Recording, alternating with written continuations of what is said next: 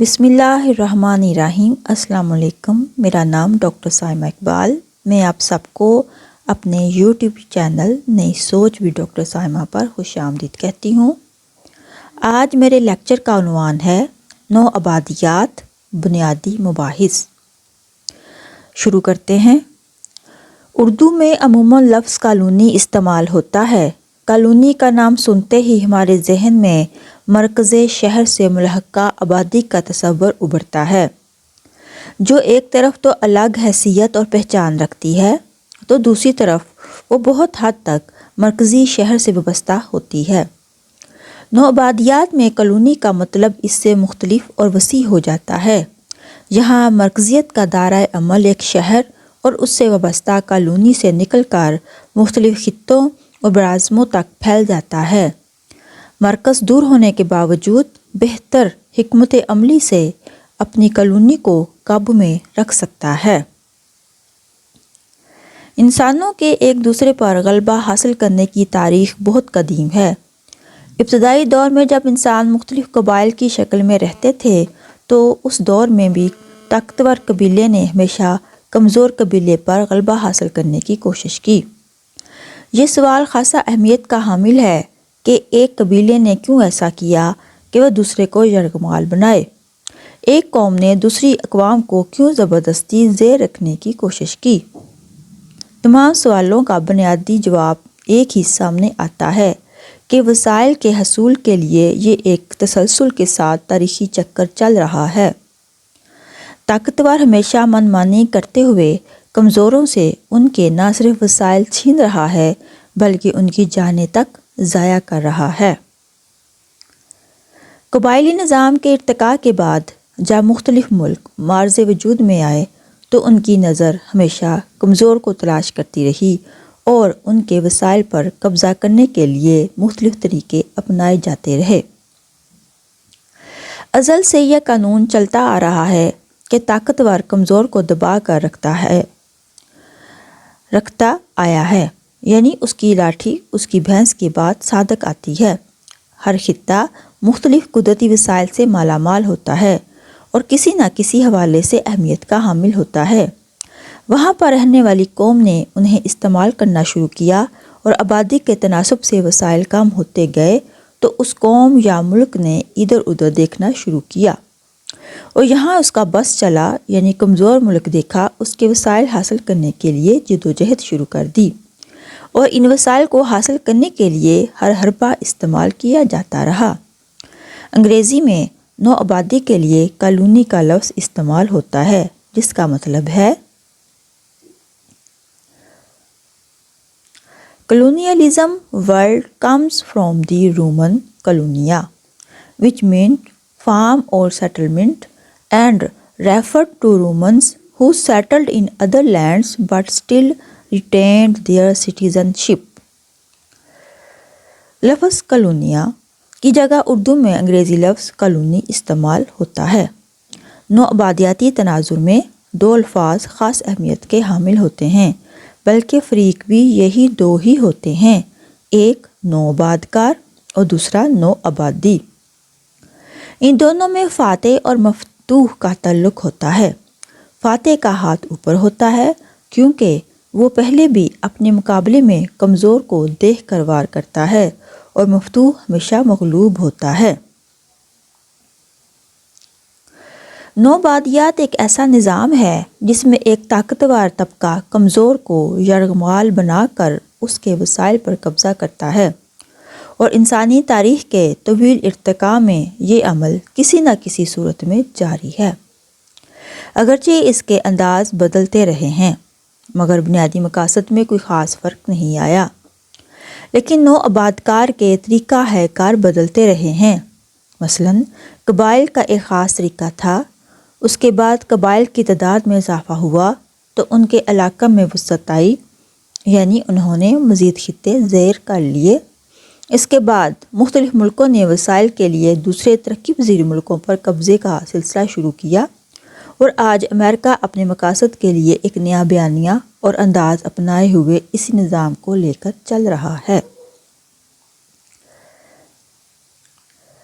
بنیادی طور پر نو آبادیاتی علاقہ میں دو طرح کے لوگ بسے ہوتے ہیں۔ ایک تو اصل مقامی باشندے جو پہلے سے وہاں رہائش پذیر ہوتے ہیں، جس کو نو آبادی کا نام دیا جاتا ہے، اور دوسرا وہ جو بیرونی آنے والے نو آبادکار ہیں، جو ایک حکمت عملی مخصوص طریقہ کار سے قابض ہوتا ہے اور پھر اپنے مقصد کی طرف بڑھتے ہیں۔ نو آبادیاتی دور میں نو آبادکار اور نو آبادی کے درمیان خاص قسم کا تعلق ہوتا ہے۔ یہاں بات برطانوی نو آبادیات کے تناظر میں کی جا رہی ہے اور اسی عہد کو دیکھنا مقصود ہے، اور برطانوی عہد کے تناظر میں کلونیل اور پوسٹ کلونیل صورتحال نیو کلونیلزم کا جائزہ لینا مقصود ہے، لیکن ابھی ہم اس لیکچر میں صرف کلونیل کا ہی جائزہ لیں گے، کیونکہ اگر اس برطانوی عہد سے قبل کے نو آبادکار کی طرف جائیں تو مسلمان بھی بحیثیت نو آبادکار کے یہاں گروہ در گروہ آتے رہے ہیں اور قبضہ بھی کیے رکھا، اگرچہ مسلمانوں اور غیر مسلموں یعنی یورپی کے طریقہ کار اور مقاصد مختلف تھے، مگر مسلمان بھی باہر سے ہی تھے۔ چند ایک نے تو لوٹ مار کی اور وسائل سمیٹنے کی پوری سعی کی۔ Post colonial is a theory which observed or recognized in the occupied region after colonialism۔ بحیثیت مسلمان ہمارا یقین ہے کہ تمام حالات و واقعات فطری ہوتے ہیں، لیکن پھر بھی ایک حد تک انسان کو ایک صورتحال کے بدلنے کا اختیار حاصل ہے۔ نو آبادیاتی صورتحال بھی پیدا کرنے میں ایک بڑا حصہ خود نو آبادی ڈالتے ہیں۔ اگر باہم مربوط رہیں اور طاقت جمع رکھیں تو اس طرح کی صورت حال پیدا ہی نہ ہو، مگر نو آبادکار بھی تراکیب کے جال بچھا کر اور خاص طریقوں سے مقامی باشندوں کو ہم خیال بناتا ہے، گویا شکاری تو ہمیشہ شکار کی طاق میں رہتا ہے، جیسے موقع ملا جھپٹ پڑا۔ نو آبادیات کے حوالے سے ایک بنیادی سوال اکثر ذہن میں ابھرتا ہے کہ یہ نو آبادیاتی کی صورتحال کیوں کر پیدا ہوتی ہے اور کیوں کر اس کو وسعت دی جاتی ہے۔ انسان نے قدیم غیر طبقاتی نظام سے نکل کر خاندان، جائیداد اور ریاست کی تکون میں قدم رکھا تو وہ اعلیٰ اور ادنیٰ طبقات میں تقسیم ہو کر استحصال کا شکار ہونے لگا۔ وہاں اس نے دیگر انسانی گروہوں پر قبضوں اور فتوحات سے ابتدائی نو آبادیات کا آغاز کیا۔ بعین یہی معاملہ جو ایک گروہ کو درپیش تھا، وہی معاملہ ایک ملک کو درپیش آئے، اور وہ ملک انتشار کا شکار ہوا، اور پھر طاقتور ملک جو انتظار میں تھا اس نے صورتحال سے فائدہ اٹھاتے ہوئے ان پر اپنا قبضہ قائم کر لیا۔ برصغیر میں نو آبادیاتی دور کو دو بڑے حصوں میں تقسیم کیا جا سکتا ہے۔ ایک عہد سن 1600 سے پہلے کا جس کو مسلمانوں کا، اور دوسرا سن 1600 سے بعد کا جسے یورپی عہد کا نام دے سکتے ہیں۔ یورپی اقوام سے برصغیر میں پہلے پرتگیزی لوگ یہاں یعنی برصغیر وارد ہوئے۔ واسکو ڈے گاما سے عہد شروع ہوا۔ یہ عہد دیگر اقوام نو آبادکاروں کے مقابلے میں قلیل ہے۔ اس کے بعد دوسرا دور ولندیزیوں کا ہے۔ انہوں نے مشرق برصغیر سے تجارت کے لیے ایک کمپنی بھی تشکیل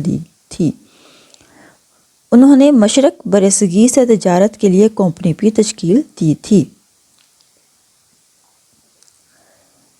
فرانسیسی دور میں برصغیر میں یورپی نو آبادکاری کے حوالے سے خاص اہمیت کا حامل۔ فرانسیسی عہد جس میں برطانیہ بھی برصغیر میں گھس چکا تھا اور ان دونوں کی باہمی مڈبھیر ہونا ایک لازمی امر تھا، کیونکہ یہ دونوں ملک یہاں کی تجارت میں اجارہ داری چاہتے تھے۔ ان کے لیے تجارت میں ایک دوسرے کے حصہ داری ناقابل قبول تھی، اس لیے وقفے سے ان دونوں ملکوں میں تصادم ہوتا رہا اور آخر میں برطانوی بہترین حکمت عملی کی وجہ سے کامیاب ہوئے۔ انگریزوں کے سامنے فرانسیسیوں کے قدم نہ جم سکے اور انہیں بالآخر برطانوی کمپنی کے لیے میدان خالی چھوڑنا پڑا۔ اس دور کے ایک سپہ سالار نواب انوار الدین کو فرانسیسی فوجیوں نے مہارت سے شکست فاش سے دوچار کیا۔ اس کے بعد فرانسیسیوں کے لیے قدرے میدان ہموار نظر آنے لگا، مگر اس کے مقابلے میں برطانوی بہتر نظم و نسق سے لڑے اور فرانسیسی فوج کو علاقے خالی کرنے پر مجبور کر دیا۔ ان دونوں اقوام کا واسطہ یا تسلط تقریباً ایک ہی علاقہ سے تھا۔ کرناٹک کی لڑائی اور جنگ پلاسی کے بعد برطانوی نو آبادکار مضبوط سے مضبوط ہوتا گیا۔ برصغیر میں نوآبادیاتی عہد اسکندر اعظم، محمد بن قاسم، منگول، تغلق، لودھی، مغل اور یورپی اقوام پرتگالی، ولندیزی، فرانسیسیوں سے ہوتا ہوا برطانوی عہد تک آتا ہے۔ مابعد اثرات انگریز نوآبادکار کے ابھی تک مسلسل چل رہے، چونکہ انگریز سب سے طاقتور اور نوآبادکار تھے، اس لیے مابعد اثرات بھی دیر پا ثابت ہو رہے ہیں۔ یہ دور برطانوی خاص اہمیت کا حامل اس لیے بھی ہے کہ یہ دور اپنے اندر مختلف ارتقائی مراحل رکھتا ہے جن سے ہم تاحال گزر رہے ہیں، یعنی اس عہد کے تناظر میں مابعد نوآبادیاتی کیفیت زیادہ دیر پا رہی ہے۔ ایک طویل نوآبادیاتی اور مابعد نوآبادیاتی صورتحال کو دیکھ کر بے اختیار یہ سوال پیدا ہوتا ہے کہ اقوام عالم کی نظریں ہمہ وقت حال بھی برصغیر پر کیوں مرکوز رہی ہیں؟ ایسی یہاں یعنی برصغیر کون سی خاص بات یا مفادات تھے جن کو حاصل کرنے کے لیے دوسری اقوام کو برصغیر کی ضرورت محسوس ہوتی رہی اور وہ مختلف اوقات میں اسے نوآبادی بناتے رہے ہیں۔ سن 1600 میں ایسٹ انڈیا کمپنی کا قیام عمل میں آیا اور ایک وقت میں خود کمپنی کے اختیارات کے حوالے سے مباحث برٹش پارلیمنٹ میں ہوتی رہی۔ کمپنی نے برصغیر کو اتنا لوٹا جتنا ان کا بس تھا۔ مختلف حوالوں سے اب تو اعداد و شمار بھی واضح ہونے لگے ہیں۔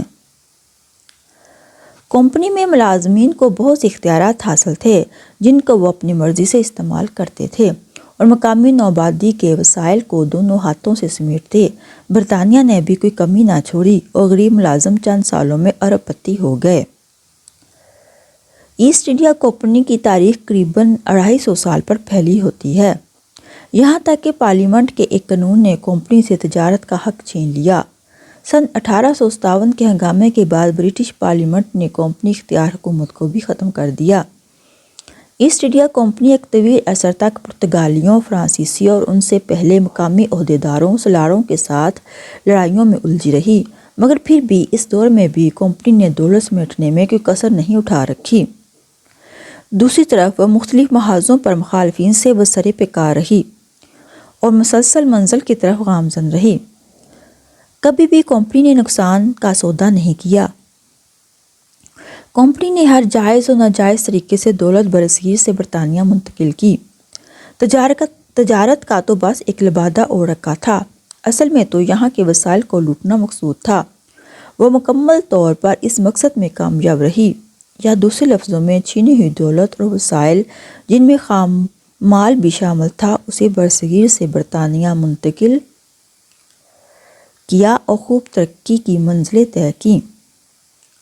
سن 1857 کے بعد برصغیر بحیثیت ایک کالونی کے براہ راست برطانیہ کے زیر نگیں ہو گیا۔